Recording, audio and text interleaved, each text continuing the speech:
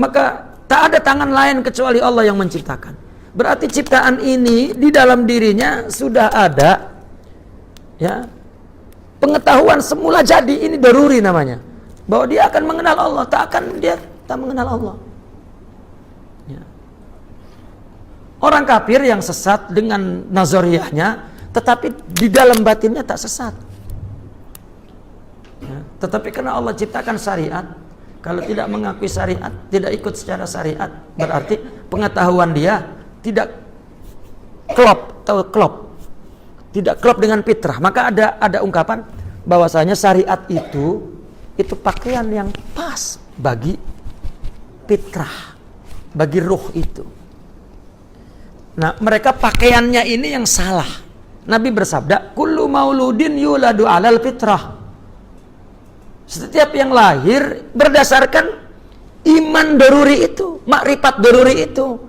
Baru kaifa abawaihi, ya, ayyuhawidanahu au mujasi. Nah, tergantung orang tuanya yang mempropagasi menjadi Yahudi, Nasrani dan lain sebagainya. Ya, apabila kemudian dia Islam, maka dia mendapatkan nazariyah, makrifat nazariyah Islam, maka ketemu dengan nazariyah daruri dia, klop, gitu. Nah, maka orang sufi melihat bahwa setelah kita mendapatkan informasi tentang mengenal Allah melalui Al-Quran, hadis yang disebut dalil nakli dan kemudian dalil akli, kemudian makrifat yang doruri itu mahjub, terhijab. Ya. Ketika ruh itu makrifat diturunkan, dibungkus oleh fisik, ya, dibungkus oleh tubuh ini, maka ruh yang dulunya berhubungan kepada Allah tiada dimensi, ya, tiada ruang, masa dan tempat, maka mula ketika dibungkus dengan jasad, maka ruh terikat, ya. Ada istilah seperti burung dalam sangkar, gitu kan, terikat dengan segala hajat wa mutatallibat al jasad. Ya. Mata melihat, maka mata punya tujuan, punya kepentingan. Ya. Apa yang dilihatnya tentunya memberikan satu pengaruh kesan kepada ruh. Telinga yang didengar, akal yang diberi oleh Allah mulai berpikir melihat benda-benda. Nah, ini mulai, ya, menghijabi pengetahuan yang fitri yang semula jadi di dalam rohani. Ya. Ditambah kemudian perut lapar pula. Nah, ini pun hijab. Ya. Begitu ada sampai keperluan biologis. Nah, ini pun hijab juga. Ya. Setelah itu pun akal sudah pun terhijab, ini rohani. Akal tidak terus mendapatkan nazariyah itu informasi tak. Ya. Dia belajar, maka hidup dengan pengaruh atau di penjara atau dikungkung oleh keperluan jasad. Ya, analisanya seperti itu. Ya. Dulu ruh tidak ada yang menghalangi, tidak ada ketergantungan kepada selain Allah. Tetapi ketika ada jasad, mula, ya, dimensi ruh terbatas, dominasi jasad kuat, maka mulai ruh terganggu makrifatnya. Ini namanya hijab. Nah, sebenarnya menurut orang sufi, datangnya wahyu semata-mata untuk, ya, menembus makrifat yang terhijab-hijab itu. Lagi jika mereka setelah mendapatkan perintah agama tidak melaksanakan, Allah telah menetapkan bahwa itu dosa hijab. Atau mendapatkan informasi yang salah seperti orang kafir, makin hijab. Atau tidak kafir pun salah, makin hijab. Ya. Seperti terjadilah di dalam Islam kelompok-kelompok tauhid, kan, kelompok-kelompok akidah. Yaitu terhijab dengan pemikirannya. Oleh sebab itu sufi ketika kemudian madrasah ini berupaya untuk mendapatkan makrifat yang asil, yang murni, maka mereka melepaskan semua teori-teori itu, nazariyah itu. Mereka akhirnya mengerti rupanya makrifat nazariyah adalah semata-mata untuk menembus, ya, membuka ya, makrifat yang asil, ya, yang asilah, ya, yang memang terhijab oleh berbagai hijab. Maka akhirnya dikatakan mereka orang yang hidup dengan rohaninya, ya, orang yang disebut Rabbaniyun. Ya, itulah pandangan orang sufi tentang makrifat. Lalu kita bicara bagaimana orang sufi untuk mendapatkan makrifat itu. Kita tadi sudah bicara tentang hijab. Maka ya, orang sufi melakukan upaya tazkiyah atau takhalli atau tarakki atau taqarrub. Itu makna yang sama. Tazkiyah mensucikan jiwa yang terhijab oleh sifat basyariyah, tabi'ah basyariyah yang disebut secara umum nafsu. Nafsu bukan salah, bukan, dia memang anugerah ciptaan Allah. Kalau tak ada nafsu, itulah masalah, ya. Macam mana orang lahir tanpa nafsu? Tak akan nikah, tak akan berjihad, tak akan belajar, tak akan rasa berkompetisi dalam hidup, dan ya senyap dia, ya. Karena menurut orang sufi, kata-kata musuh yang terdapat di Al-Quran, setan musuh, nafsu musuh, hatta anak dan istri musuh dalam bahasa Al-Quran kan adalah musuh dalam arti ya, satu ciptaan dan nikmat anugerah Allah untuk ditundukkan, dipimpin, dibimbing menuju kepada Allah. Bukan untuk dilawan, bukan untuk dihinakan.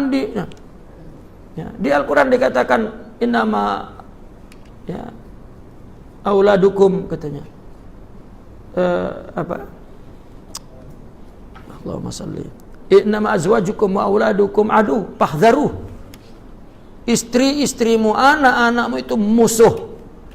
Ya, bahkan selepas musuh dikatakan fahdharuh. Fahdharuh itu kan artinya waspadalah, hati-hati. Seolah-olah kita disuruh pegang senjata dengan istri dan anak ini. Bukan. Ya. Karena ngelihat bahasa kamus musuh, maka tengok orang kafir, tengok orang berdosa, ya. Tapi ketika tengok istri tak berani. Ya. Padahal kata-katanya aduh juga dalam Al-Quran. Ya. Ini pemahaman agama secara teks. Ya. Padahal manusia itu saudaranya, kawannya manusia, meskipun kafir. Kalau kita dengan kambing itu bukan kawan, bukan saudara, itu orang lain, bukan orang pun. Ya.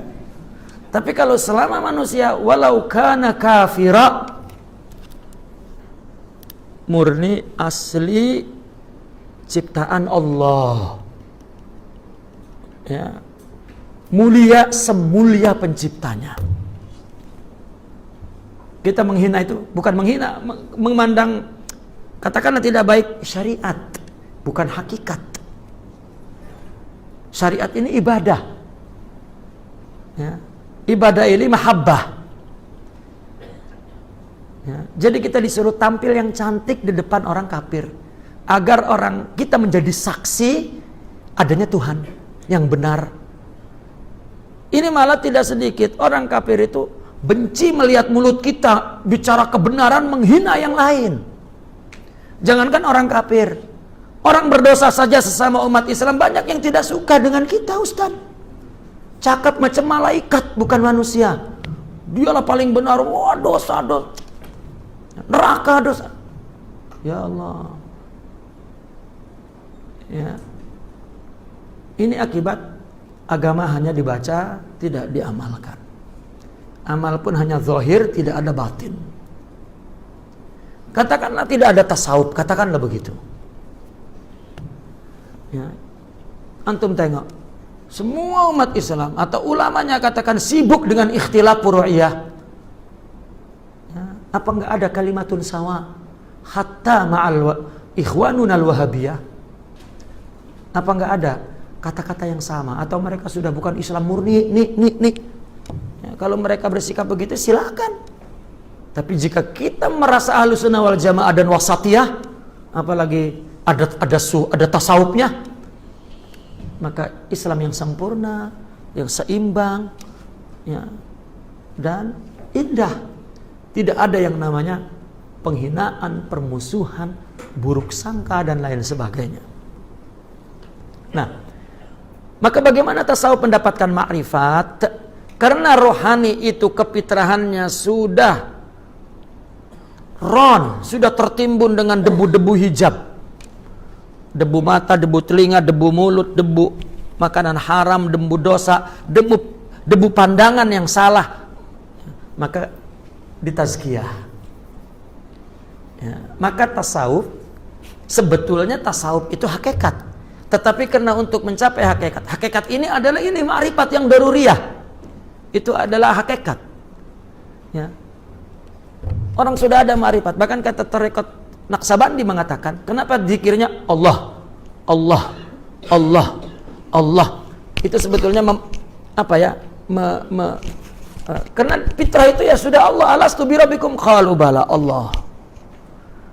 Selalu kalau umpama kelapa itu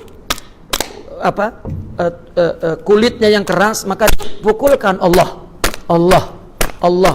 Teorinya begitu sebetulnya. Ini zikirnya pula untuk hero pula, untuk jadi satria. Salah lagi. Bukan untuk tazkiyah, bukan untuk tarakki. Ya. Nah maka tasawuf itu hakikat. Hakikat itu itulah ma'rifat hakikiyah, ma'rifat daruriyah. Ya. Nah karena ini terhijab, maka mesti ada tarikat. Cara untuk bagaimana menembus, membersihkan, mensucikan, menghilangkan hijab ini, menyingkap hijab. Maka mereka istilahnya kasyaf, kasful hijab, kasfus satar, putuh, tersingkap, terbuka. Ya, ma'rifat yang asli. Setiap orang punya ma'rifat yang sudah Allah tentukan. Seperti mana bolham ini, setiap bolham berapa wattnya, itu sudah ditentukan oleh yang buat. Ya. Mungkin cerminnya tertutup debu, tinggal ya, basuh aja, mengelap, ya, dibersihkan. Kalau karat sangat ya memang kena dikerok lah. Ya, sudah lekat sangat karakter, ya kena dikerok kuat. Kalau yang hanya debu saja sudah selesai. Nah, tarekat itulah tazkiyah, itulah tarakki, itulah taqarrub. Ya, taqarrub. Ya, kenapa taqarrub? Karena ruh adalah nur yang asalnya dari Allah, tertutup oleh kita melihat ada. Nah, itulah istilah melihat ada, supaya jangan merasa ada.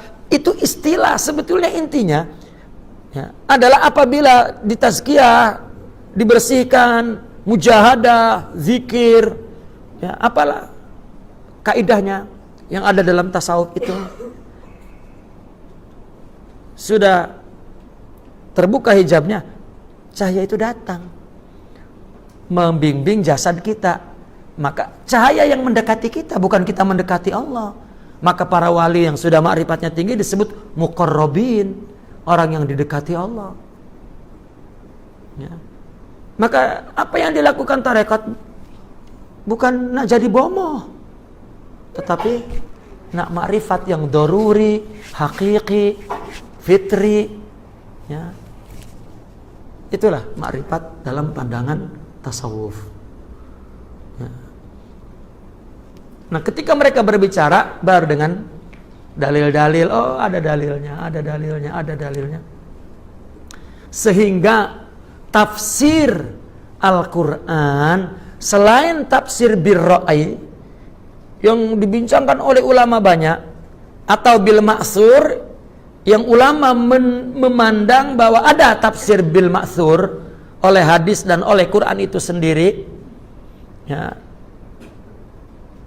Ada yang mengatakan oleh tafsir bil ma'thur itu hanyalah oleh hadis, ya. Kalau tafsir Quran bil Quran itu termasuk tafsir bil ra'yi, karena itu atas pahaman ulama, belum tentu sebenarnya itu tafsirnya. Ada yang mengatakan begitu, tidak penting. Yang penting ulama telah membagi tafsir dua, bil ra'yi bil ma'thur. Orang sufi,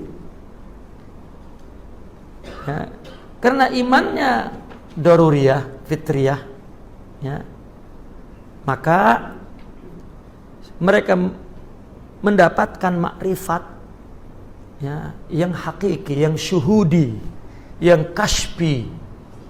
Maka dia mencoba untuk menatap Al-Quran, hadis. Adakah dalil yang aku dapat ini? Setelah dapat, oh ini ayatnya. Nah, maka diambil ayat Al-Quran, dia tafsirkan dengan teori. Jadi teori ini, karena itu diucapkan kan.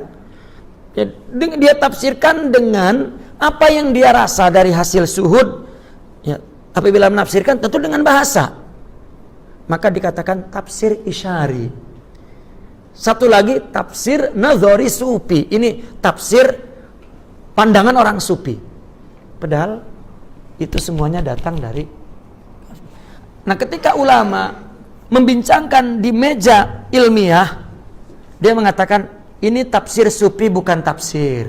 Tafsir hanya bir ra'yi wal bil ma'thur. Ini bukan tafsir. Jika ulama-ulama dulu para a'imah ketika dia mengeluarkan ini dari tafsir, bukan berarti ini tidak benar dan salah. Ini tidak sesuai dengan kaidah aturan tafsir, karena tafsir itu maknanya bayan. Bayan itu adalah ada dua, ada lughawi, ada akli. Sedangkan ini ruhi qalbi. Ini tak dapat dipaham oleh amatul muslimin. Ini kesalahannya ramai pelajar jurusan tafsir, itu bukan tafsir tuh. Ya. Qala sahibul tafsir al-mufassirun anna tafsir tafsir sufi laysa tafsir.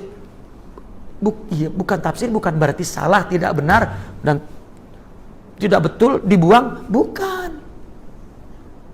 Ya. Apa sebab lagi dia tidak duduk dengan ulama? Bagaimana bertanya, ya,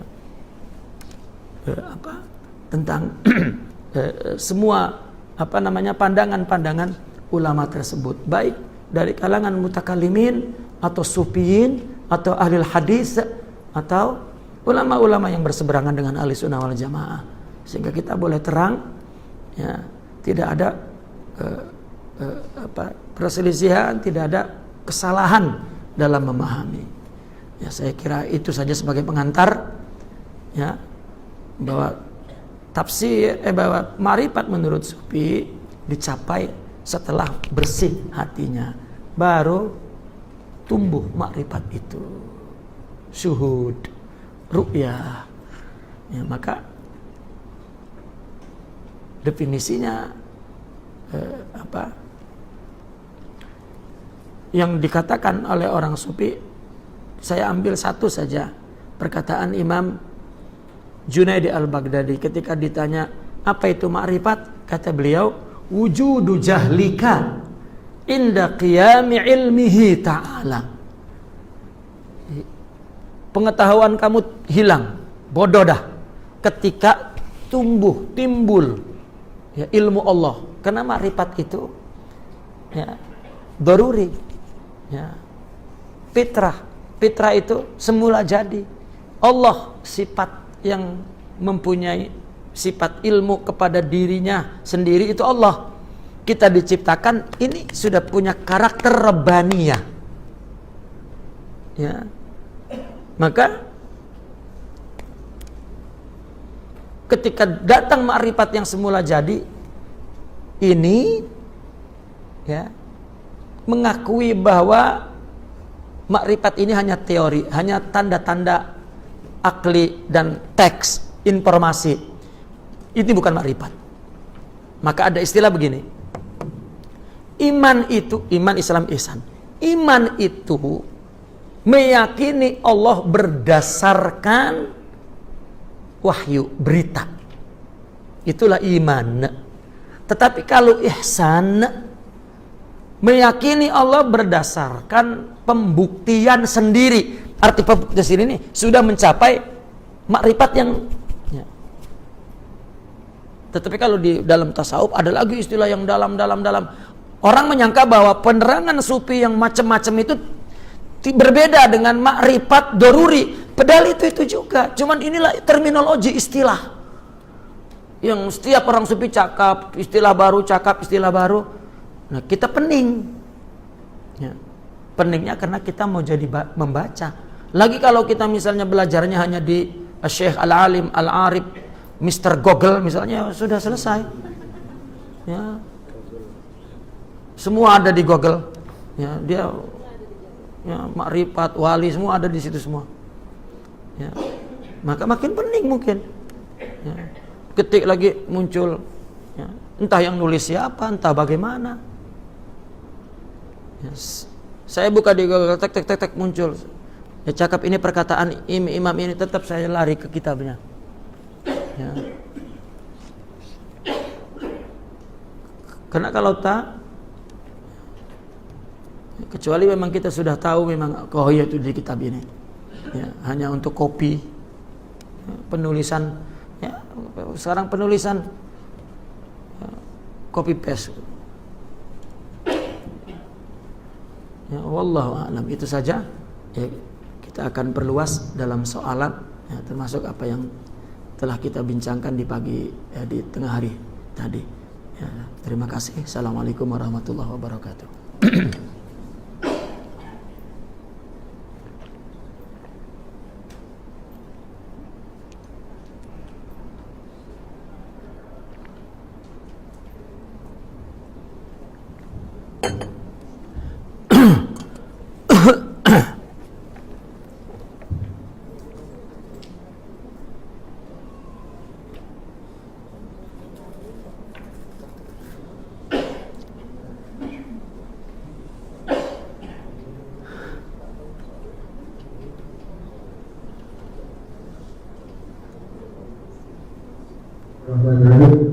InsyaAllah siapa yang ada persoalan boleh tuliskan pada kertas dan kita akan bacakan.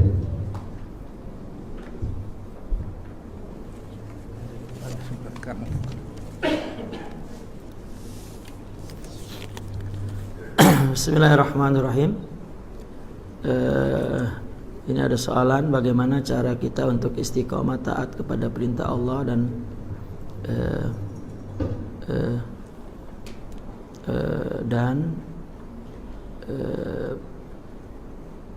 bosan untuk berbuat maksiat.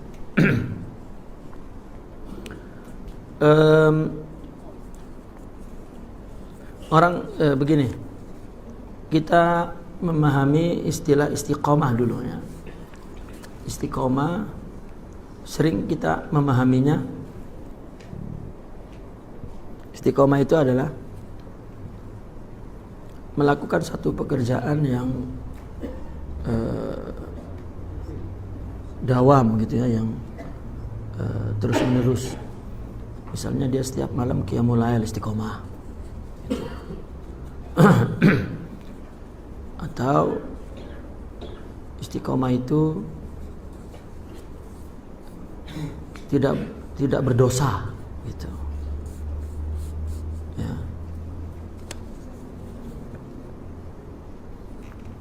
Apabila orang berbuat dosa, maka tidak istiqomah.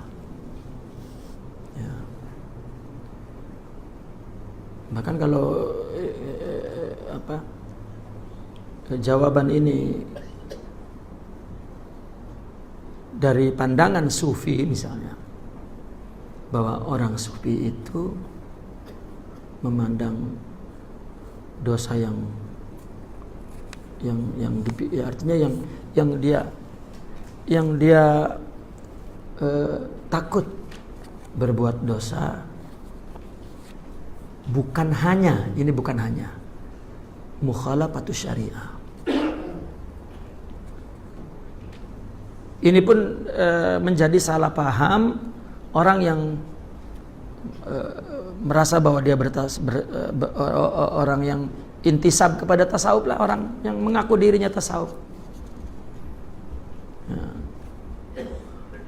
Bahwa dosa, akhirnya mereka mengatakan orang kalau sudah mengenal Allah berdosa itu nggak apa-apa. Nah, akhirnya itu jadi seperti itu karena mereka salah memahaminya. Ya. Orang sufi berkatanya begini, idza ahabballahu abdan fala yadurruhu dzambun, katanya. Allah apabila mencintai seorang hamba, maka dosa tidak akan membahayakannya. Ya. Ada lagi orang sufi berkata begini, inna syuhud la yadurruhu dzambun. Syuhud itu tidak dibahayai oleh dosa. Dosa pun ya oke-oke aja, tak ada. Ini satu ayat ya yang diungkapkan oleh orang sufi, mempunyai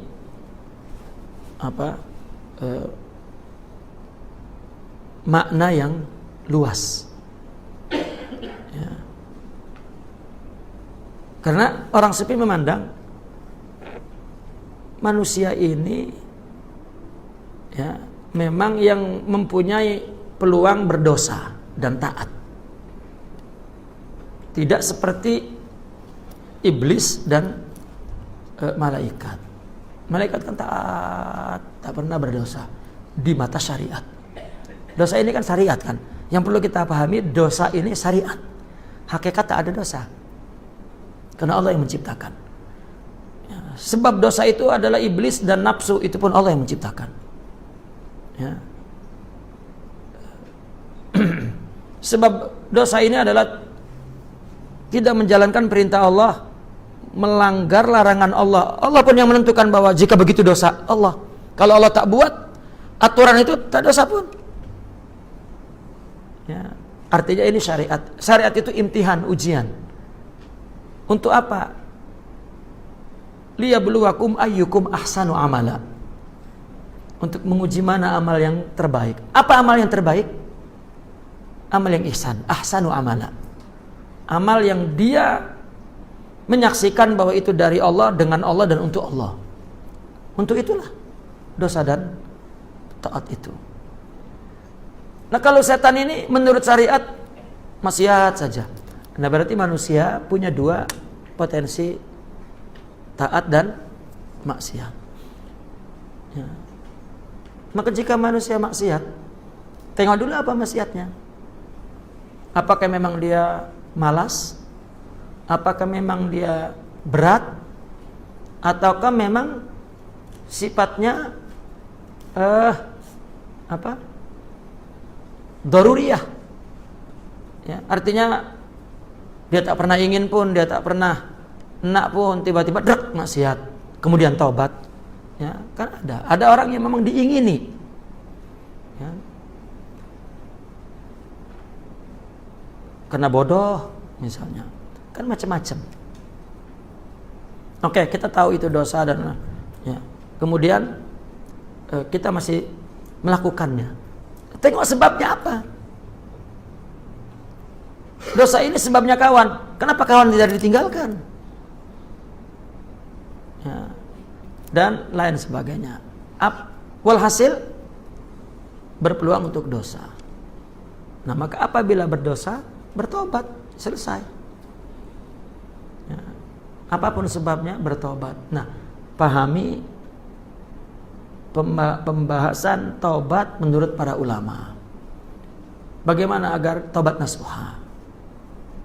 Ya. Mungkin cari bab atau buku yang berbicara tentang taubat, baca sampai dia tahu bahwa upaya, usaha, cara-cara ya untuk bertaubat itu seperti apa. Ya. Nah, karena kita ini jarang sekali ya, membaca itu.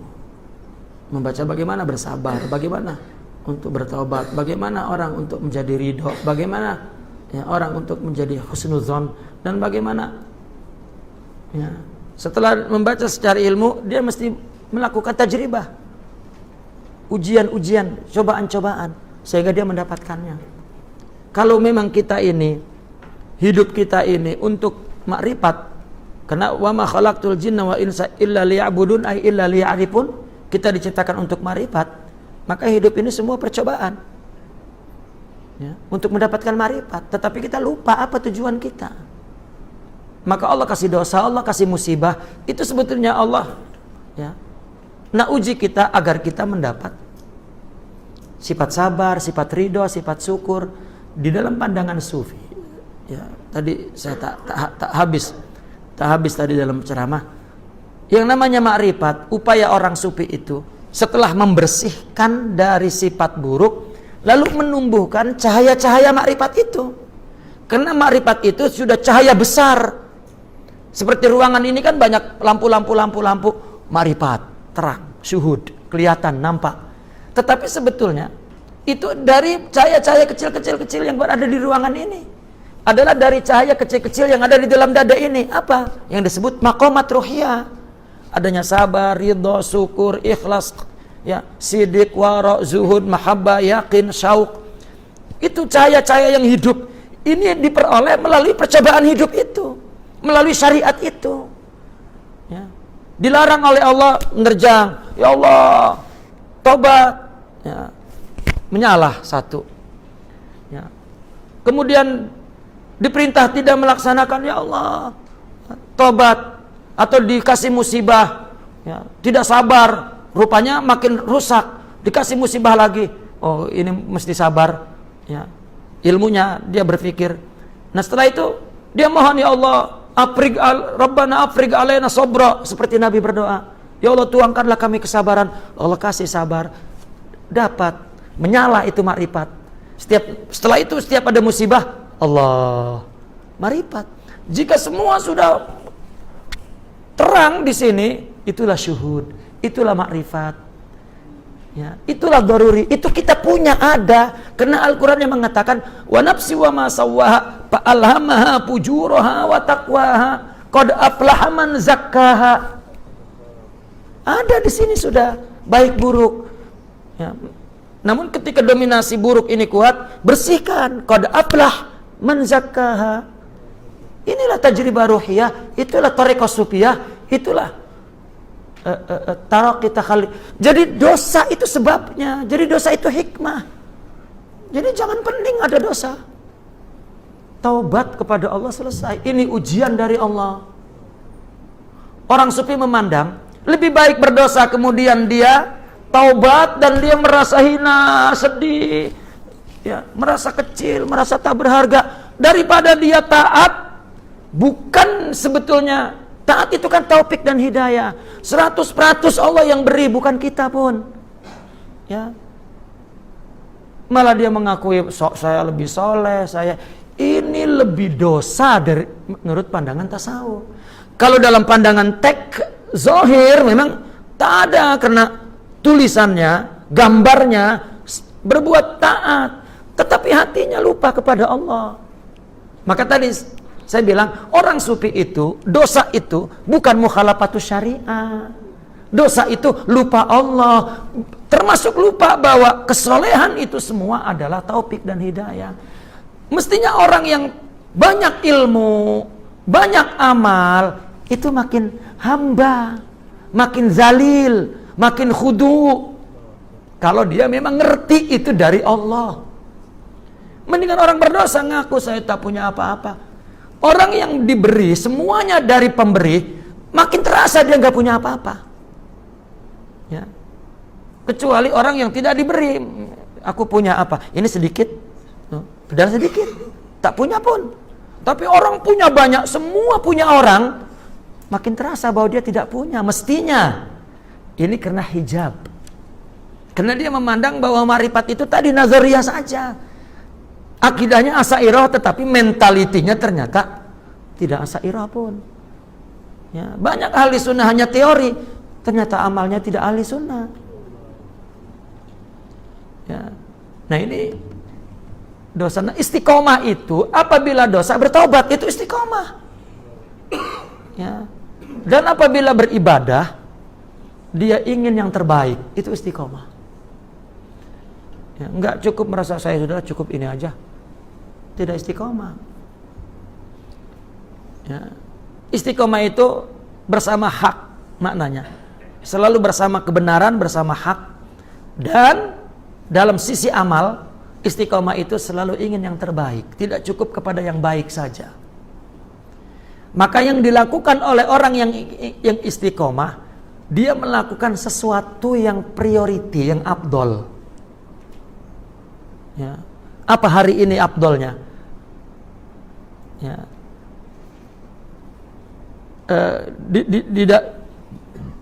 Di dalam kondisi tertentu apa afdolnya? Itu istiqomah. Saya mengumpamakan misalnya ada orang kaya raya, rajin qiyamul lail dan puasa Senin Kemis, tidak istiqomah. Karena tidak tahu apa sebetulnya yang priority bagi dia. Orang yang kaya raya, kalaupun dia tidak qiyamul lail dan sholat, puasa, dia memberi kepada fakir miskin, selesai sudah. Ya, dia akan merasakan bangunan agama itu betul dalam dirinya. Karena ketika kita membangun ketakwaan tidak betul, ya, itu sebab agama diturunkan oleh Nabi melalui Nabi kepada sahabat tadrijian. Karena konstruksi takwa dibangun dalam diri manusia itu ya agar rapih, tidak ya, tingkat prioritinya itu betul. Mana yang didahulukan, mana yang dikemudian, dan ini bukan saja perlu paham, tetapi perlu amalan dengan hati yang bersih untuk mengetahui afdoliyah itu. Agama kalau dibaca saja pening, ini afdol, ini afdol, ini afdol, mana satu yang afdol? Tetapi jika dibersihkan hatinya, ada bimbingan Allah, ada ma'rifat daruriyah, itulah baru din yang sebenarnya. Ya. Orang sepertinya memandang dosa, bagaimana dosa? Dosa kamu berdosa itu malu dengan orang atau malu dengan Allah? Nanti tobatnya pun tobat karena agar dianggap baik lagi oleh orang. Tak betul. Banyak orang yang tobat malu tobatnya. Macam mana tobat malu? Maknanya malu dengan orang, bukan malu dengan Allah. Ya. Apabila tobat dia tengok masjid, bukan hatinya memandang Allah. Ya.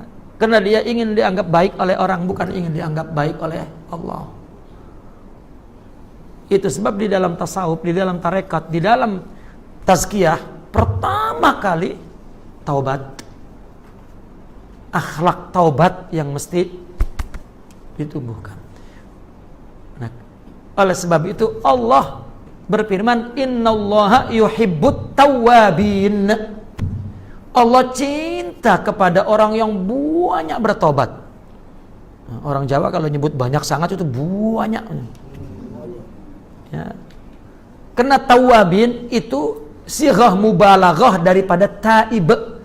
Taib itu yang taubat, kalau tapi tawabin yang sering bertobat. Coba orang sering bertobat sering apa? Sering berdosa. Dan manusia tempatnya dosa. Bertobat selesai. Ya. Nah, di mana orang sufi yang ditakutkan? Karena kalau mukhalafatus syariah itu hikmah. Yang penting hati kita kembali ke Allah, itu kata mereka. Lalu apa yang ditakutkan? Tidak mendapatkan makrifat daruriyah itu. Berupa seperti apa? Ingat kepada Allah. Orang sufi jika lupa Allah, bahkan mereka meyakini ya, dosa melanggar syariah diampun oleh Allah, tapi dosa lupa Allah tidak diampun oleh Allah. Itu keyakinan mereka. Bagaimana teorinya ini? Itu dijelaskan.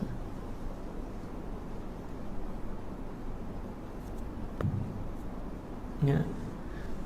Tasawuf, syariat itu adalah, mereka mengatakan ajalin musamma. Ya, di dunia saja. Nah, sedangkan ingat kepada Allah itu adalah hakikat ya, ruhiyah abadan abidin. Sebabnya orang lupa kepada Allah, maksiat kepada Allah itu lupa, tidak ingat. Nabi bersabda begini, la yazni zani hina yazni wa huwa mu'min. Tidaklah orang berzina ketika ia berzina dia dalam keadaan mukmin. Nah sekarang orang muslim berzina.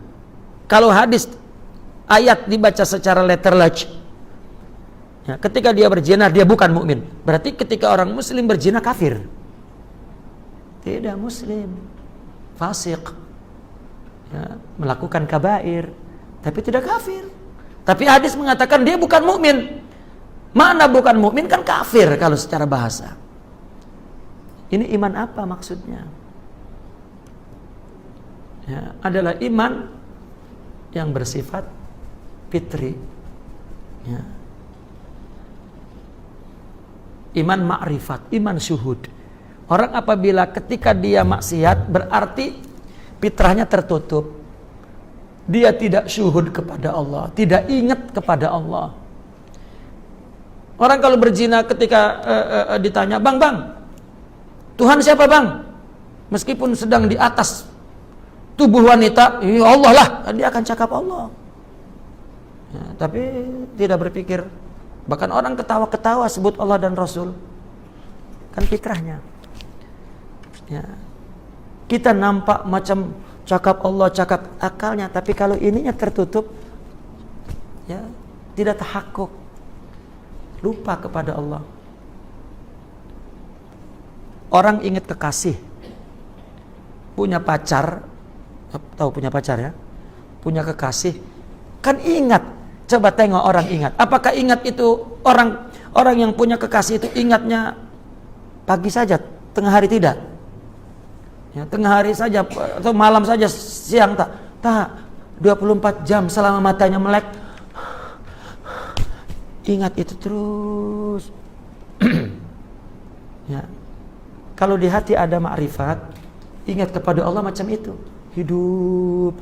Maka ketika Allah tutup, ya, oleh sebab lain, dia ketakutan. Kenapa aku lupa? Seperti kita dengan kekasih. Ketika kita tidur begitu bangun, lagi kalau sekarang ada handset, begitu bangun, coba. Ya. Karena tadi mati sekejap, nyambung. Kenapa? Karena dia tidak menyapaku dalam mimpi, maka aku cari ketika aku dalam jaga. Ya. Ini namanya ma'rifat, ini namanya ingat, itu namanya zikir yang hakiki. Yang ditakuti oleh aulia Allah itu lupa, bukan melanggar syariat. Ya, kena lupa begini. Mereka memandang hidup itu seperti, mereka memandang hidup ini, Nabi bersabda, innamad dunya ad-dunya dhillun zail. Dunia itu bayangan yang hilang. Muncul hilang, muncul hilang, muncul hilang, muncul hilang. Sayyidina Ali menafsirkan ad-dunya nafasun wahidah. Dunia itu satu napas. Imam Ibnu Arabi mengatakan, ya, innamal hayatu waqtun. Hidup ini hanya satu waktu. Artinya bahwa sebetulnya durasi hidup kita sekejap. Maka dinamakan hadis. Saya mengumpamakan seperti proyektor kan, gambar yang muncul di layar. Kan itu dari proyektor yang zaman dulu lah, yang roll negatif itu. Tengok, gambar itu sebetulnya hanya satu negatif saja kan, muncul, hilang, itu bayangan hilang, muncul lagi, bukan yang ini, baru, hilang, muncul lagi, baru, hadis. Berarti hidup kita itu durasinya cuma satu napas, kata Sayyidina Ali. Jika orang ingat Allah, ingat itu di ruang durasi senapas itu, yang disebut al-an, sekarang. Hidup ini jutaan sekarang. Hidup ini tidak ada dulu dan akan datang. Dulu tak ada, akan datang tak ada. Selama-lamanya kita hidup di sekarang dan sekarang demi sekarang. Tak ada.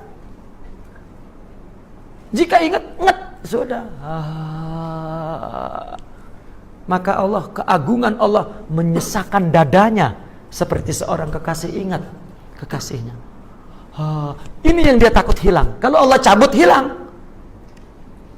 Dan ini yang membuat orang itu cepat bertobat kalau berdosa. Itu sebab para wali apabila orang melanggar syariah dipeluk. Ya, bukan. Ini agama tulisan. Ya, yang dia mungkin memandang itulah soleh. Tak. Orang soleh lain hayyin, lembut. Orang kaya itu kasih kepada orang miskin, orang alim kasih kepada orang bodoh, orang taat kasih kepada ahli maksiat. Bahkan mereka ini anugerah Allah, ladang pahalaku. Ya, kalau boleh engkau tetaplah maksiat agar pahalaku banyak. Loh. Ya, kalau boleh, tapi bukan begitu. Ya, inilah agama rahmatan lil alamin, kasih sayang. Jadi yang dia takut lupa, itu sebab mulutnya dia sibukkan dengan zikir agar hatinya tetap orientasinya kepada Allah. Ya. Jadi istiqomah bagaimana? Bersihkan hati, baru istiqomah. Bukan paksa menumpuk bilangan ibadah. Itu akan berat agama itu. Jika bersih, dia melakukan dengan ikhlas. Sikit. Adwa muhawain qalla. Khairul umur adwa muhawain qalla. Yang terbaik adalah dawam meskipun sedikit. Apa makna dawam? Bukan rutin. Dawam itu merasakan senantiasa baru. Orang baru merasakan baru apabila dia melihat hakikat kebaharuan. Kalau dia ternyata hakikatnya baru dia merasa ini yang hari ini bukan yang lalu, yang besok lain lagi. Terus seperti orang dengan kekasih barunya, dengan pengantin baru. Nah, kalau pengantin baru tak ya saat demi saat baru tak pengantin baru. Kalau pengantin lama ya memang lama lah sudah. Ya. Kalau pengantin baru saja. Atau orang dengan kekasih. Orang berjumpa dengan kekasih. Pagi berjumpa, petang berjumpa, malam berjumpa, esok pagi berjumpa. Tak akan dia cakap, aduh bang, kita ini hari-hari berjumpa bosan lah bang. Tak. Enak lagi. Yang sudahlah, tapi enak lagi. Itu namanya dawam.